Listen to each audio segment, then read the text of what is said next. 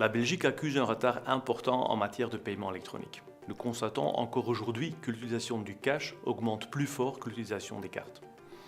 Ceci est le résultat d'un manque de 100 000 terminaux de paiement dans nos magasins. En matière de e-commerce, on voit que l'e-commerce est 3 fois plus important dans nos pays voisins. Et la façon dont on achète en ligne, en fait, ressemble très fort à la manière classique.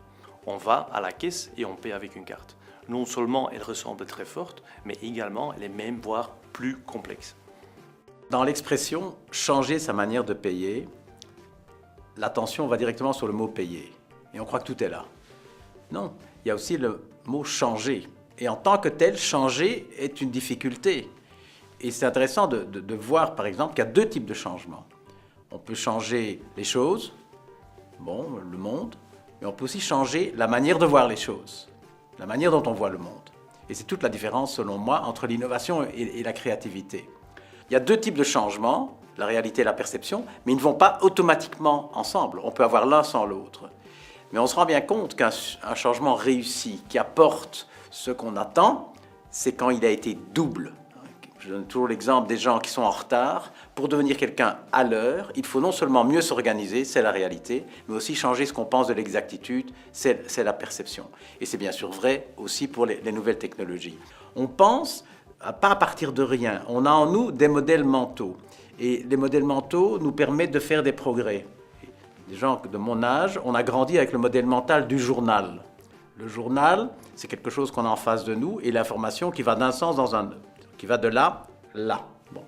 On est rentré dans le monde d'Internet avec le même modèle mental et ceux qui n'ont pas réalisé que ça allait aussi dans l'autre sens, à terme, ils sont déçus. Cette équation, l'équation n'est pas le passé plus les nouvelles technologies égale le futur. La vraie équation, c'est aujourd'hui que les nouvelles technologies existent, comment vais-je faire mieux que dans le passé? Comme l'app a changé notre façon de vivre, écouter la musique, lire un journal, elle changera également notre façon de payer. Elle simplifiera le paiement électronique. Citons 2 exemples. Exécuter un virement. Aujourd'hui, le virement électronique est une copie du virement papier. Même couleur, même formulaire, on rend un numéro de compte. Avec l'app et par exemple Zoomit, on revient à la base. On va payer montant X à personne Y, pas à une personne et pas un numéro de compte. Deuxièmement, la complexité d'acheter et payer en ligne. Demain, avec l'application, le paiement sera intégré dans l'app ou dans le site d'un commerçant. À ce moment-là, acheter et payer se fera vraiment avec un seul clic.